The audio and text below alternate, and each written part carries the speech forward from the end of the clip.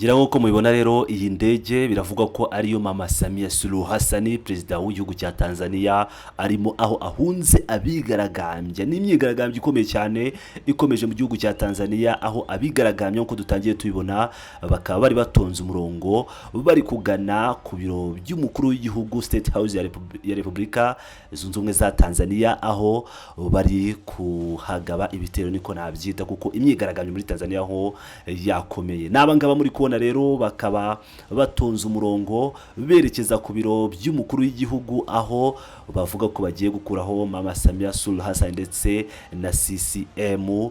Imyigaragambyo rero irakomeye, amakuru atugeraho nuko abantu bagera kuri 700 mu bigaragambya bamaze gupfira muri imyigaragambyo yamagana ubutegetsi bwa Samia Suluhu Hassan ndetse n'ishyaka CCM Chama cha Mapinduzi. Umubare rero wabishwe mu guhagarika imyigaragambyo yo kwamagana uragenda urushaho kwiyongera muri iki gihugu nyuma y'amatora ya perezida n'ay'abadepite yabaye atarimo abakandida bakomeye ba opposition kuva kwa 29 Ukwakira. Umunsi w'amatora ya perezida n'ay'abadepite yabaye nta batavuga rumwe n'ubutegetsi bahari kubera ko abakandida bakuru babiri bahanganye na perezida Samia Suluhu Hassan bafunzwe ndetse bakurwa ku rutonde. Tanzania yaguye mu mvururu z'urugomo. Uwo munsi w'amatora umunyamakuru w'ibiro ntaramakuru by'abafaransa AFP yumvise amasasu menshi mu murwa mukuru w'ubukungu n'umujyi munini w'igihugu Dar es Salaam, ubwo abantu amagana barimo kwigaragambya bagatwika na station ya polisi. Imyigaragambyo yahise ikwira hose mu gihugu. Umuvugizi w'ishyaka ritavuganwe n'ubutegetsi rya Chadema John Kitoka yavuze ati ubu tuvugana umubare w'abapfuye muri Dar es Salaam uragera kuri 350 kandi hari abarenga 200 muri Mwanza mu majyaruguru.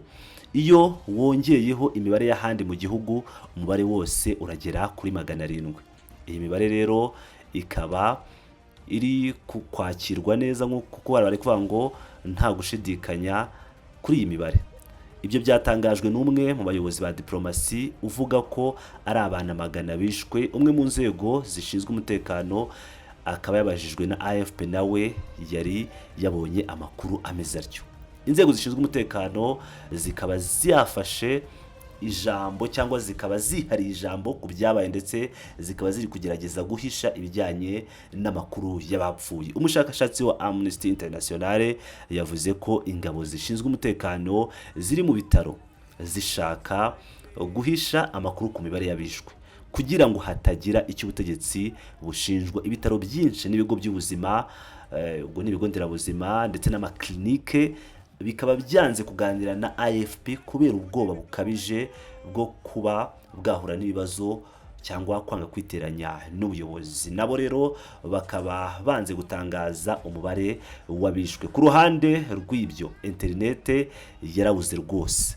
Ibi bituma gukusanya ayo makuru birushaho kugorana. Hamis Mobeto umuvugizi w'ishyaka riri ku butegetsi muri Zanzibar yasezeranyije mu kiganiro n'abanyamakuru ati ibintu nibimara kumera neza nibimara gutuza internet izagaruka. Yongera hati aba bantu uramutse ubahaye uburenganzira bwo gukoresha internet bazakwirakwiza ibihuha n'akavuyo. Ishami ry'umuryango w'abibumbye ryita ku burenganzira bwa muntu ryasabye inzego zishinzwe umutekano muri Tanzania kutabukoresha cyangwa kudakoresha uburyo bukabije bamagana abigaragambya.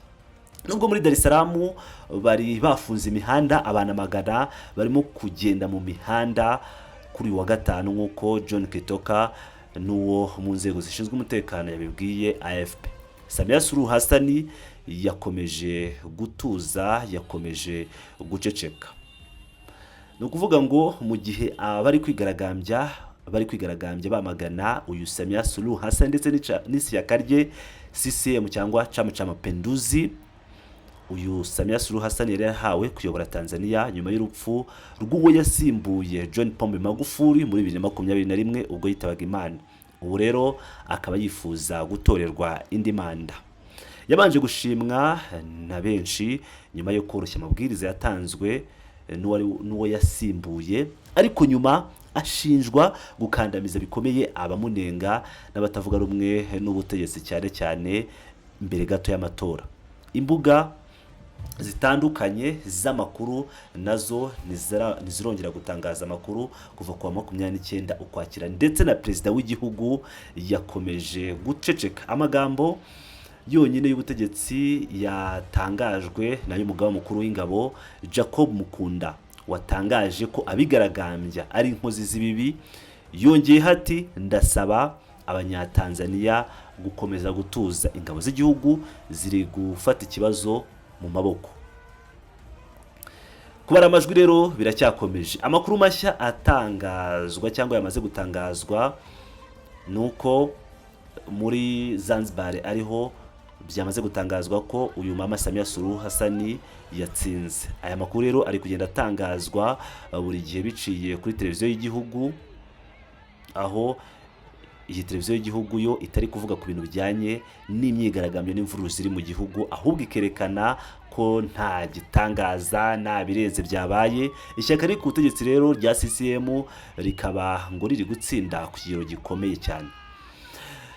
Mu bijyanye na Zanzibar, ahantu hakurura ba mukerarugendo benshi, CCM yatangajwe ko yatsinze amatora yibanze kuwa 30 Ukwakira, ariko ishyaka ritavuga rumwe n'ubutegetsi rya ACT Wazalendo ryamaze kwanga ibyavuye mu matora, rikaba rivuga ko ryibwe amajwi, rinanasaba ko amatora asubirwamo. Umwe mu bayobozi bakuru baryo yabwiye AFP ko hari aho batoye kenshi bahawe impapuro z'itora, abantu nyine bakajya batora bisubiramo. Kugira ngo murabizi ibera muri Tanzania ndetse no muri Repubulika ya Demokarasi ya Kongo ibintu byarahabaye mu gihe cyashize, aho hari abantu bemerewe gutora inshuro nyinshi nta byangombwa ndangamuntu bafite, nta marangamuntu cyangwa ibindi byangombwa bibemerera gutora nk'amakarita y'itora.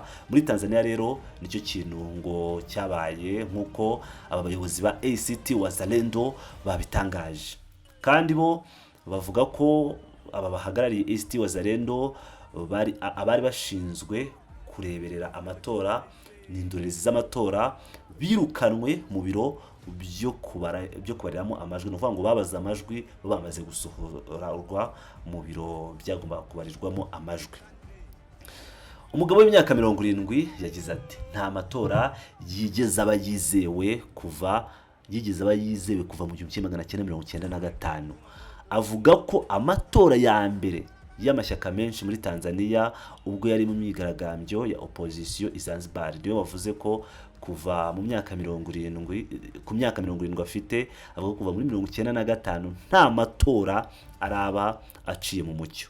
Ibi rero akaba yabivuze ubwo yarari kwiyamiriza ubuyobozi cyangwa kwigaragambya. ACT Wazalendo rero yo ikaba yari yemerewe kwitabira amatora muri Zanzibar, ariko umukandida wayo w'umukuru w'igihugu Luhaga Mpina we yakuye ku rutonde ku bagombaga kwitabira amatora muri Tanzania. Ishyaka rya Chadema ryari ryakuwe mu matora kandi ryari ryasabye ko abashyigikiye Chadema batitabira aya matora. Umukuru waryo Tundu Lissu yafashwe muri Mata ndetse arimo kuburana ku cyaha cyo kugambanira igihugu, igihano gishobora kumuviramo gukatirwa igihano cyo gupfa. Ngira ngo rero murabyumvira neza ibintu biri kubera muri Tanzania birakomeye cyane. Abantu bagera kuri 700 biravuga ko bamaze kwishwa muri imyigaragambyo ikomeye cyane, ndetse amakuru ahari nuko Mama Samia Suluhu Hassan nkuko bamwita Perezida Samia Suluhu Hassan, Madame Samia Suluhu Hassan yaba yamaze guhunga State House, yaba yamaze guhunga ibiro by'umukuru w'igihugu nyuma y'imyigaragambyo ikomeye cyane yaje yibasira ibiro by'umukuru w'igihugu. Turaza gukomeza kubakurikiranira aya makuru y'ibiri kubera muri Tanzania. Mukomeze mubane nanjye, ndabakunda cyane, muraba agaciro bakunzi ba Pilot News TV.